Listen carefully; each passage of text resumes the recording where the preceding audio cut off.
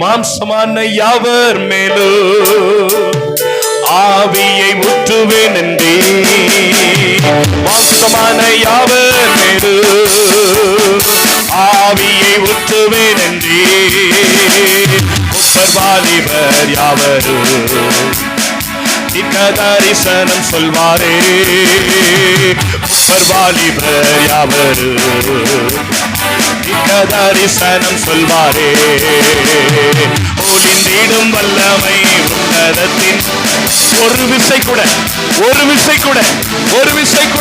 ஒளிந்திடும் வல்லமை உன்னதத்தின் வல்லமை ஆவியின் வல்லமை அக்கினியின் வல்லமை.